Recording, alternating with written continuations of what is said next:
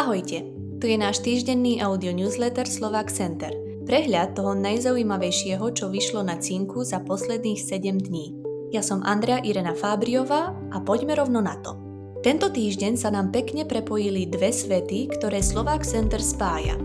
Živá komunita, teda stretávanie tradície a kultúra, a zároveň moderné témy, ktoré formujú to, ako dnes vnímame umenie, technológie a dokonca aj zdravie. Začneme čerstvou správou z Bratislavy. V sobotu 7. februára sa konal prvý reprezentačný ples Slovákov z Rumunska a podľa organizátorov dopadol výborne. Na podujatí sa zúčastnilo približne 120 ľudí, neprišli len z Bratislavy a okolia, ale aj zo Záhoria, z okolia Nitry, z Galanty a dokonca aj z Prešova. A čo je dôležité, výraznú časť tvorili krajania s koreňmi v rumunskom regióne Bihor, mnohí aj z Nadlaku, a nechýbali ani hostia z partnerských krajanských spolkov, napríklad z Maďarska a Srbska. Organizátor Rudo Hajduk to pomenoval presne.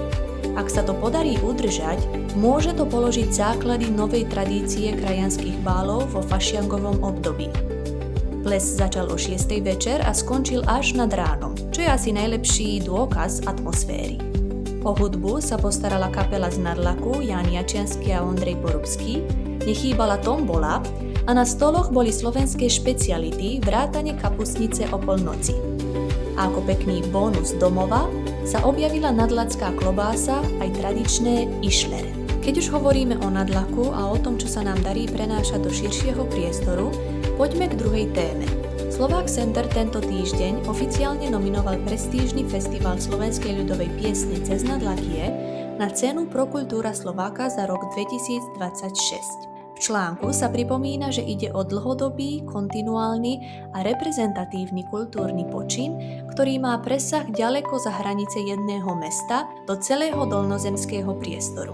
Festival sa v Nadlaku koná od roku 1999 a za štvrťstoročie sa vyprofiloval na jednu z najvýznamnejších pravidelných udalostí slovenskej komunity v Rumunsku s prirodzeným mostom do Srbska, Maďarska a ďalších krajín. Zaujímavé je aj to, že prehliadka sa historicky začínala ako nesúťažná.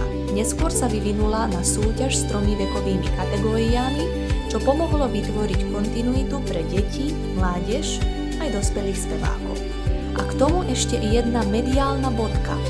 V článku sa spomína aj dokumentárny film Cez Nadlakie 25, ktorý vznikol v spolupráci TVR Timișoara a Slovak Centra a bude odvysielaný neskôr aj zverejnený online. A teraz sa presunieme do našej novej sekcie Cink, Tech and Think, teda do priestoru, kde sa pozeráme na svet aj cez technológie, vedu a etiku. Vyšli tam tento týždeň 2 silné texty.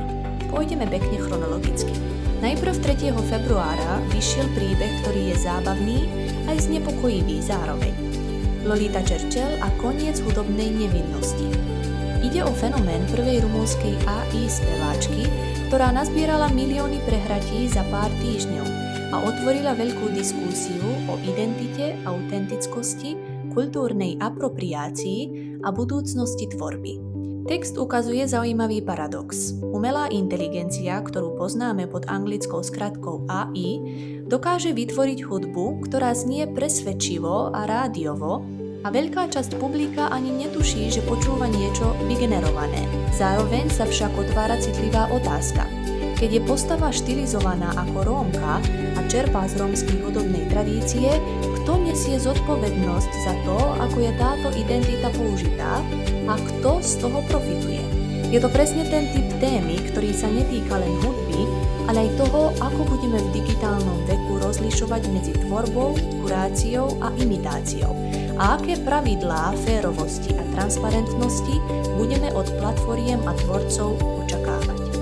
A potom 5. februára prišla vedecká téma. Článok o tzv. Somatokognitívnej akčnej sieti SCAN. Ide o nový vedecký pohľad na Parkinsonovú chorobu, ktorý vychádza zo štúdie publikovanej v časopise Nature.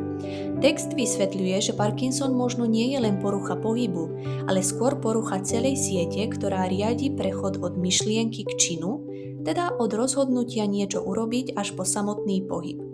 To by mohlo lepšie objasniť aj to, prečo sa popri motorických príznakoch často objavujú zmeny nálady, motivácie či kognitívnych funkcií.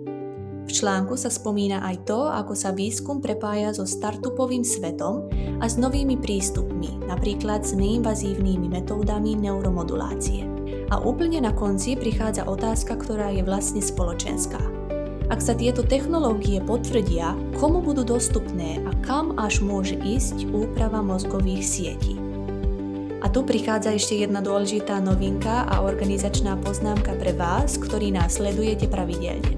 Na našom Substacku sme pridali novú sekciu Think, Tech and Think a budeme sa snažiť dodržiavať týždenný rytmus.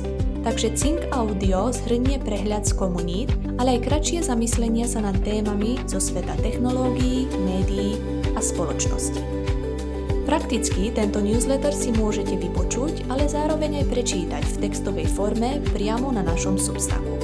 A pre tých, ktorí preferujú videoformát na YouTube, link na video nájdete buď v prvom komentári na sociálnych sieťach, alebo priamo tu v texte na Substacku. To bol náš týždenný prehľad Think Audio. Ak sa vám tento formát páči, sledujte Slovak Center, prihláste sa na odber, zdieľajte a napíšte nám, ktoré témy chcete na budúce rozobrať viac do hĺbky. Či už z kultúry a krajanského života, alebo z oblasti technológií a toho, ako menia náš svet. Ďakujem, že ste s nami a prajem vám pokojný týždeň. Dovidenia.